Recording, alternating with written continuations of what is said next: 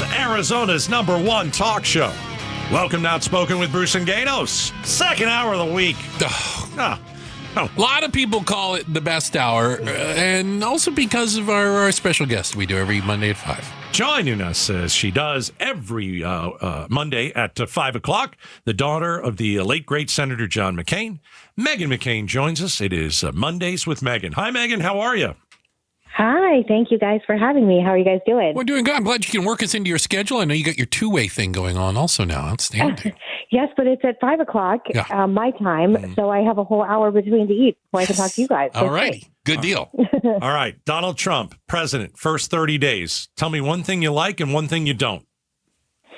I really liked his ban on biological men and sports. I like certain aspects of Doge because I do think there's a lot of just misuse of our taxpayer dollars.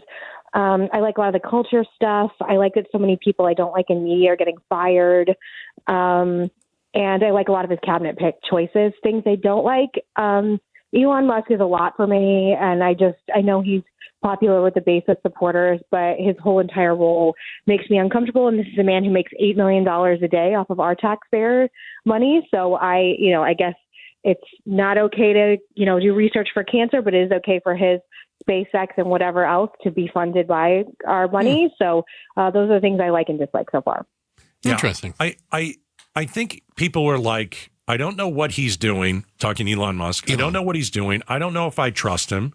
I guess if you like Trump, you trust Elon. If you're not a big Trump fan, certainly you're not going to trust Elon. But just to me, I get that government needs to, it's bloated. There's no question about it. Sure. But the ease and almost like the glee that they have in firing people disturbs me. I understand we need to cut, but the glee that they look like they're having doing it, I don't like that. Well, yeah, it's the people they hate. Yeah, and I have a very good friend who works for NIH, and he was very insulted that he would have to write a memo about what he did all day. And again, I have, we all have to do things in our jobs that our bosses ask of us, and that's fine. But I do think there's some jobs people have in government which they have security clearances for a reason. I'm not supposed to know, and I'm uncomfortable with that being put in an email, in general. And I just feel of course, there are bureaucrats who have been in government too long that are wasting their money and won't get their, what's into work. That's fine. But there's also really good people who have dedicated their life to serving. And I think it's all being mixed up into one pot. And I don't like that. And the thing I worry about, people who are in charge of monitoring our nuclear weapons, people doing cancer research, things that I genuinely believe that the government should fund and be in charge of. So, yeah, I don't know. It makes me anxious. I also believe, not always, but in a lot of cases in life, how you conduct your personal life is kind of a good indicator of how you conduct yourself in business as well. The Bill Clinton, old adage, if you can't even, I can't even trust you with your intern, can I trust you to be president? And I do think there's been a lot of drama on social media about Elon Musk's personal life and the mothers of his children. Plural. 13 kids. Yes. And I'm just uncomfortable being this involved in it. And also his tweeting about his mothers of his children, I just find it distasteful. I don't understand a man who would treat the mothers of his child that way. And that's Grimes and a woman named Ashley St. Clair that I'm referencing. All right. Listen, that's a hard one to argue against. We're talking again to Meghan McCain. Mondays with Meghan. I have another question for you. Are you at all concerned about Trump and Trump world and their, dare I say, attitude towards the courts, which as of right now appears to be rather dismissive, as in we don't have to follow what the courts say or we don't care? I mean, I think that they're that way because I do think there was a lot of legal action taken and directed towards Trump that I even thought was ridiculous and unfair, starting with the raiding of Mar-a-Lago. But I do think the law of the land is the law of the land. And yes, I think they're playing fast and loose with everything though. I just think across the board, they're testing the guardrails of government, and we're all going to wait and see if there are actual, legal ramifications, social ramifications, and electoral ramifications for that. Did you hear what James Carville said about the Trump administration, Meghan? Let me play this for you. I believe that this administration, in less than 30 days, in the midst of a massive collapse, in particularly a collapse in public opinion. Della Volpe at Harvard, who's very good. I used to think, once I saw a Harvard youth poll, I discounted it. I've come to say it's a pretty good poll. Pretty good guy. He's gone from 53 approval to under 30 to 39. That's a collapse.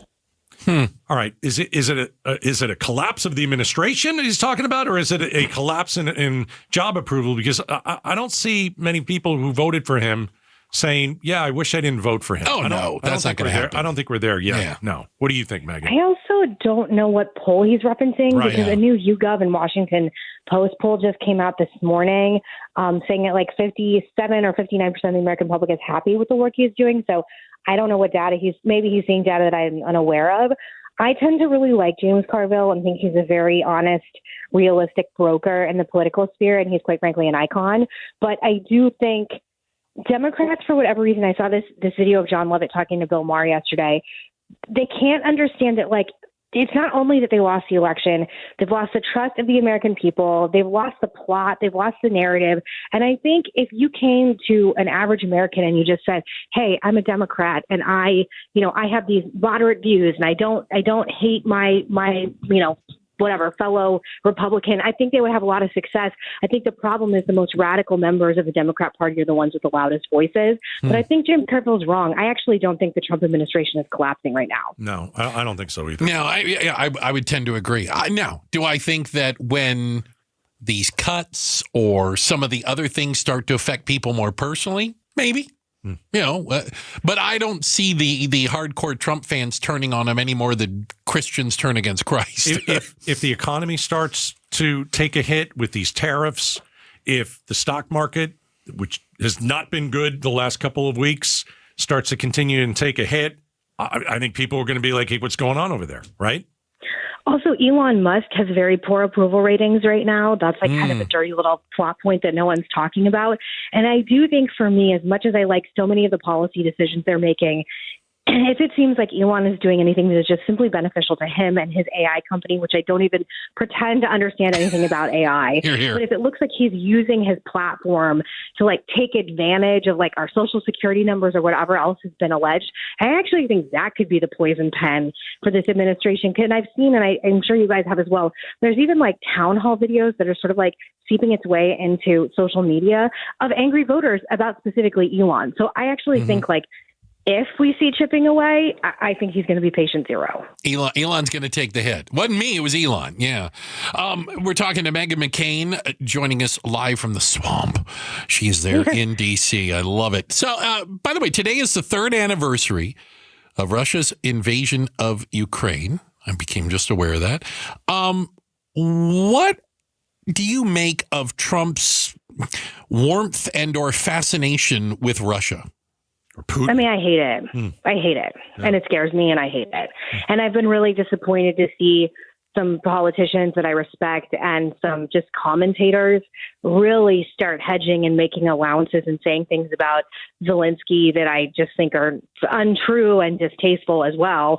But I also, we can have like a conversation about the poor decisions that Zelensky has made PR-wise. I never would have let Sean Penn get anywhere near that man, but that's just me. I would not have done a Vogue photo shoot with Annie Leibovitz taking my picture. That's just me. I think I understand the optics of like where the American people's tenor is at, but that doesn't make him a bad man or a bad leader. And I think you would have to be lobotomized to think that Vladimir Putin was somehow a better person than Zelensky. Yeah. As weird as this like whole Trump Putin thing is, and the fascination with Putin, and Trump is calling the wrong guy a dictator.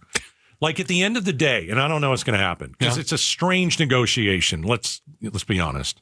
At the end of the day, if Ukraine becomes part of NATO, okay, Zelensky says, I'm going to step down. And Russia leaves Ukraine but takes some land because they're going to have to take. I'm just thinking that's what's going to happen. I don't think Ukraine will ever agree to that. Might not. Is that a win? Is that good? Is that something where, hey, Trump went and solved this thing. Russia got some land. They got out of there. Zelensky, not there anymore. Have an election. NATO now is going to be protected.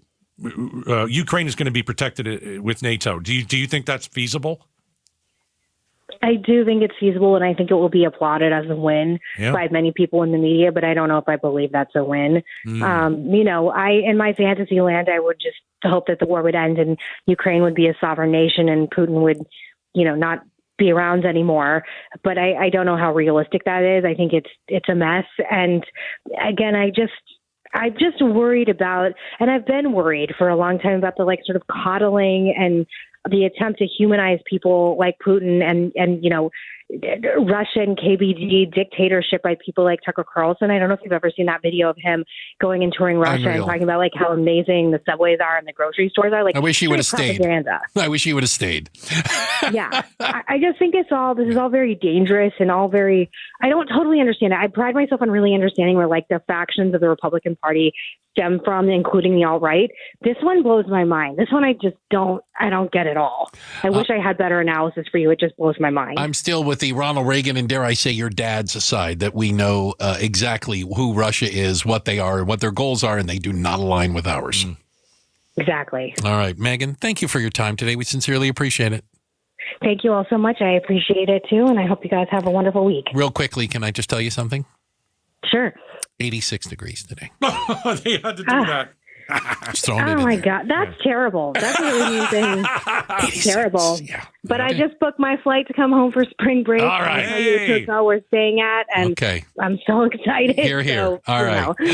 Enjoy the rest of your day. Go bundle up. Bye-bye. That's Meghan McCain. What a cheap shot you took. I got to take it when I can, right? No, she's in D.C. My brother's there, too, and he's like, it's so cold. Oh, it's brutal. It is brutal back there. Thanks for watching Outspoken with Bruce and Gatos. Tap to watch more from KTAR News and click the button in the middle to subscribe.